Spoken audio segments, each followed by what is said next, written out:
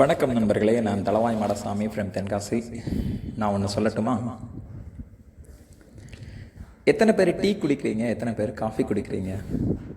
கொஞ்சம் அவங்களுக்கே தெரியும் நாம் என்ன குடிச்சிட்ருக்கோம். இல்லை, சிச்சுவேஷனுக்கு தகுந்தது மாதிரி நம்ம மாற்றி குடிக்கிறதுன்றது ஓகே. பட் ரெகுலராக குடிக்கிறது அப்படிங்கிறது பொதுவாக எனக்கெலாம் என்னென்னா, ஒரு நாளைக்கு ஒரு 5 டீ 6 டீ குடிக்கிறது வழக்கமாக இருக்கும். ஸோ மேக்ஸிமம் நான் ப்ரிஃபர் பண்ணுறது டீயாக இருக்கும். இப்போ சமீப காலங்களில் அது என்னவோ தெரியல, வெளியில் போனால் அந்த அளவுக்கு சரியான டீ நமக்கு டீ ஸ்டால்ஸில் கொடுக்குறதில்ல அப்படின்னு சொல்லி நினச்சிட்டு கொஞ்சம் காஃபி குடிக்கிறதுக்கு வெளியில் போனால், டீ கடைகளில் போனால் காஃபி குடிக்கிறதுக்கு மாறியிருக்கேன் நான். ஆனால் காஃபி அது எப்போ வந்துச்சு, அதனுடைய முக்கியத்துவம் என்ன, எப்படி இன்றைக்கி அது நடைமுறையில் இருக்குதுங்கிற விஷயத்த இந்த ஆடியோவில் நான் உங்கள் கூட ஷேர் பண்ணிக்கலாம் அப்படின்னு நினைக்கிறேன். இன்றைக்கி காஃபி உற்பத்தியில் ஃபர்ஸ்ட் பிளேஸில் இருக்கிறது எந்த கண்ட்ரி அப்படின்னு கேட்டால் எல்லாரும் கண்ணை மூடிக்கிட்டு சொல்லிடுவீங்க, பிரேசில் அப்படின்னு சொல்லி. ஓகே, ஆனால் இந்த காஃபி பிறந்த நாடு எதுன்னு கேட்டிங்கன்னா எத்தியோப்பியா. ஸோ ஆப்பிரிக்காவில் உருவாகி அது அரேபியர்களினுடைய படையெடுப்பின் காரணமாக அங்கிருந்து அப்படியே அவங்களால எடுத்துகிட்டு வரப்பட்டு கொஞ்சம் கொஞ்சமாக ஐரோப்பா நாடுகள் ப்ளஸ் நம்ம நாட்டில் அக்பர் ஆட்சி செஞ்ச காலகட்டம். ஓகே, அந்த நேரத்தில் போர்ச்சுகீஸ் பீப்புள் இங்கே கொண்டு இன்ட்ரடியூஸ் பண்ணியிருக்காங்க. அதுக்கப்புறம் ஆமாம், அவங்க இங்கே கொண்டுட்டு என்ன செஞ்சுருக்காங்க, இன்ட்ரடியூஸ் பண்ணியிருக்காங்க. அதுக்கப்புறமா என்னன்னு பார்த்தா, அந்த காஃபி நாளடைவில் இந்தியாவில் நிறைய உற்பத்தி செய்யப்பட்டுச்சு. மேக்ஸிமம் ஐரோப்பாவுக்கு ஏற்றுமதி செய்யப்பட்டுருச்சு. கொஞ்சம் இங்கே இருக்கக்கூடிய பயிர்களில் மீதம் இருந்தது இங்கே இருந்திருப்பாங்கல்ல, போர்ச்சுகீசிய கம்பெனி, அது அல்லது ஆங்கில East Indian English company, French கிழக்கிந்திய கம்பெனிலாம் இருக்குல்ல, இது மாதிரி யூரோப்பியன்ஸ் இங்கே இருக்கக்கூடிய பேலன்ஸை அந்த காஃபியை என்ன செஞ்சாங்க, யூஸ் பண்ணாங்க.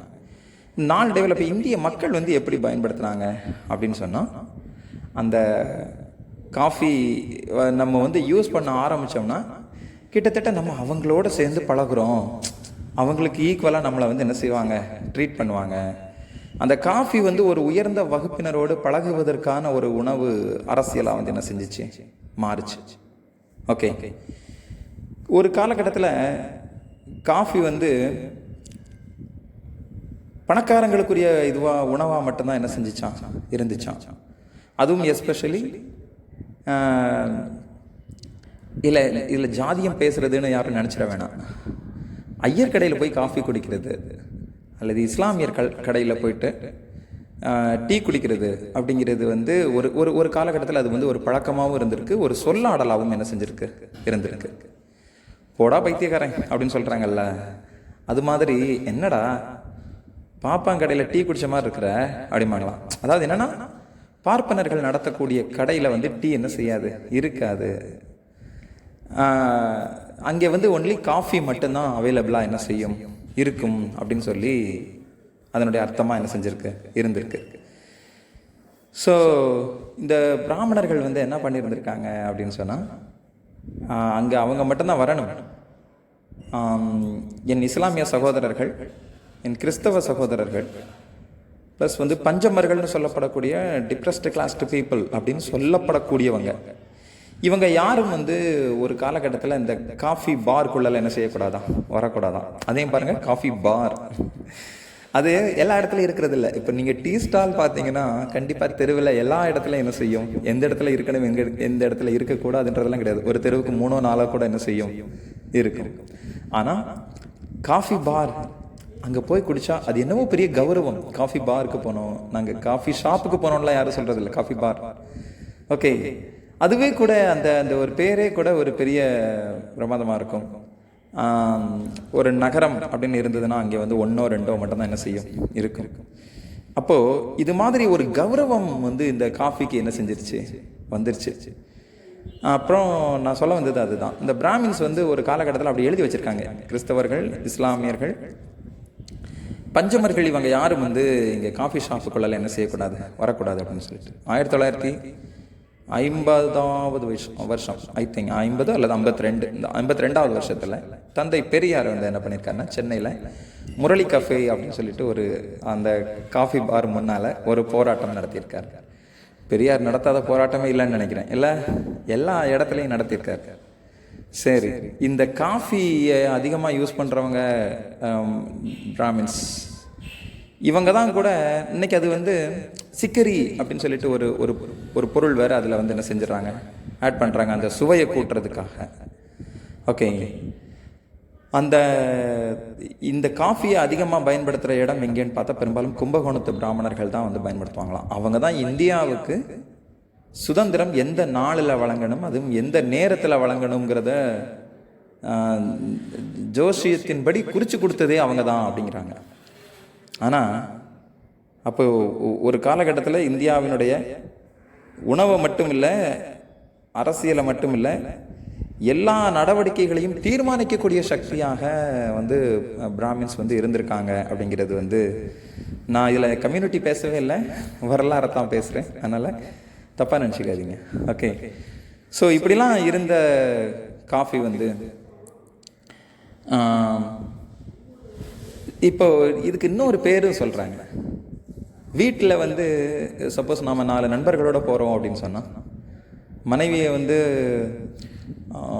உணவு அல்லது நீ டீ போட்டு கொடு அப்படின்னு சொல்கிறதுக்கு பதிலாக ஒருவேளை அவங்க கஷ்டப்பட்டாங்க அப்படின்னு சொன்னால், நம்ம கௌரவத்தை நண்பர்கள் மத்தியில் நிலைநாட்டுறதுக்கு டீ ஸ்டாலுங்கிறதையும் தாண்டி காஃபி பாரில் கூட்டிகிட்டு போய் அவங்களுக்கு தேவையான காஃபி வாங்கி கொடுக்கக்கூடிய பழக்கம் வந்து தமிழ்நாட்டில் இருந்திருக்கு. அது ஒரு கௌரவமாக இருந்திருக்கு அப்படின்னு சொல்லி சொல்லப்படுது. ஓகே, இந்த காஃபி வந்து கிட்டத்தட்ட சேரன் மகாதேவி அந்த ஊரில் வந்து ஒரு குருகுலம் நடத்தப்பட்டுச்சு காங்கிரஸ் கட்சினால், வேவேசு ஐயர் அப்படிங்கிறவரால். அங்கே வந்து டீயோ காஃபியோ கிடையாதான். சரியா? ஏன் அப்படின்னா, காந்தி வந்து கல் உண்ணக்கூடாதுன்னு சொன்னார் பார்த்தீங்களா, அது மாதிரி இந்த காஃபியும் கிட்டத்தட்ட ஒரு போதை தரக்கூடிய வஸ்து. எனவே இது ஒரு சிறிய கல் அப்படின்னு நம்ம எடுத்துக்கலாம் அப்படின்னு சொல்லிட்டு அங்கே இருந்தவங்களுக்கு வந்து டீயோ காஃபியோ என்ன செய்யலை, எஸ்பெஷலி கொடுக்கப்படலை. ஆனால் எல்லா காந்தியினுடைய பக்தர்களும் அதை ஃபாலோ பண்ணியிருப்பாங்களா அப்படிங்கிறது தெரியல. உண்ணாவிரதத்தில் பிரியாணி சாப்பிடாம எத்தனை பேர் இருந்திருப்பாங்கங்கிறது கேள்வி ஆகுதுல்ல இன்னைக்கு.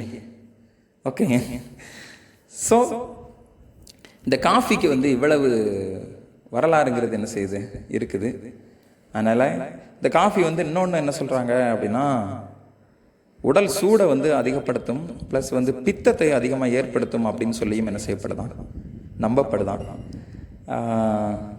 கொஞ்சம் வெளியில் போனால் இனிமேல் காஃபி குடிக்கிறதையும் ஒரு வேளை மாற்றலாமோன்னு எனக்கு தோணுச்சு. ஆனால் எங்கேயோ எப்போவோ நம்ம வந்து டெய்லி ரெகுலராக போயிட்டு வெளியில் போயிட்டு காஃபி குடிக்கிறது இல்லை. கடையில் காஃபி குடிக்கணுன்றதுக்காக கடைக்கு போகிறதும் இல்லை. கடைக்கு போயிட்டோம் அப்படின்றக்காக டெஃபினட்டாக காஃபி தான் குடிச்சாகணுன்ற கட்டாயமும் இல்லை. தேவை இருக்கிறவங்க எதை வேணாலும் நம்ம என்ன செஞ்சுக்கலாம், யூஸ் பண்ணிக்கலாம். ஆனால் காஃபி கிட்டத்தட்ட அது ஒரு கௌரவத்தினுடைய அடையாளமாக தான் என்ன செய்யப்படுது, பார்க்கப்படுது. ஆனால் டீ வந்து எல்லா உழைக்கும் மக்களுக்கும் ஏற்ற ஒரு பானமாக என்ன செய்கிறது, வேலை செஞ்சுக்கிட்டு இருக்கிறவங்களுக்கு கூட காலையில் 11 மணிக்கோ அல்லது மத்தியானம் வேளைகளில் வந்து ஒரு டீ குடிக்கக்கூடிய பழக்கம். அப்போ அது எல்லா தரப்பினரையும் சார்ந்த பொருளாக என்ன செய்கிறது, இருக்கிறது. ஆமாம், ஹிந்து நியூஸ் பேப்பர் இருக்காங்கல்ல, அவங்களுடைய ப்ரெஸ்ஸில் வந்து ஒர்க் பண்ணுற ஒர்க்கர்ஸ்க்கு மட்டும் அவங்க தான் வந்து காஃபி கொடுத்துருக்காங்க. மற்ற எல்லா தொழிற்சாலைகளும் ஒரு காலகட்டத்தில் தமிழ்நாட்டில் வந்து மாதம் வந்து 4 அணா வாங்கிக்கிட்டு அந்த தொழிலாளர்களுக்கு டீ கொடுத்ததாக தான் வரலாறு இருக்கான் பார்த்துக்கோங்க. இந்த ஹிந்து நியூஸ் பேப்பர் அந்த ப்ரெஸ் இருக்குல்ல, அல்லது அந்த பப்ளிகேஷன் நடக்கக்கூடிய இடம், அது என்ன மவுண்ட் ரோட்டு மகாவிஷ்ணுன்னு ஒரு பேர் உண்டாம் அந்த ஹிந்து அச்சகத்துக்கு. சரியா? அப்போது அங்கே அவங்க மட்டும்தான் தொழிலாளர்களுக்கு என்ன கொடுத்துருந்துருக்காங்க, காஃபி கொடுத்துருக்காங்க. ஓகே, அதனால் காஃபி இவ்வளவு கௌரவத்தோடு இருக்குது, அதுக்காக அது வந்து உயர்ந்த பானம்னு நான் சொல்லவே வரல. அதனால் எதை எடுத்துக்கிறோம் அதுக்கான ஒவ்வொரு வரலாறும் என்ன செய்யுது, இருக்குதுங்கிறது மட்டும் நமக்கு இருக்குது. எனவே உடல் சூடு, பித்தம் இது ரெண்டும் அதிகமாகுதுன்னு வேற இந்த கட்டுரையில் படித்தேன்னா, அதனால் கொஞ்சம் காஃபி குடிக்கிறத என்ன செஞ்சுக்கலாம், குறைச்சிக்கலாம்.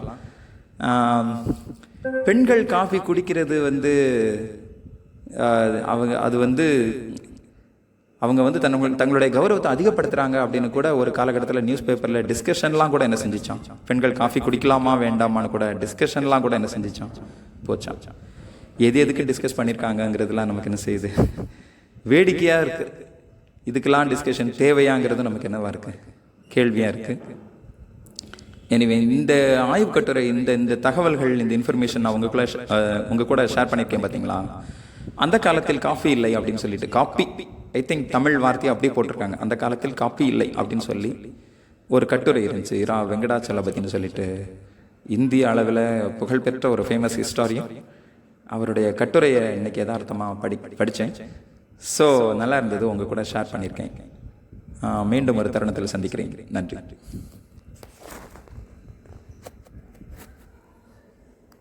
Use flight mode. Cover the entire fingerprint sensor.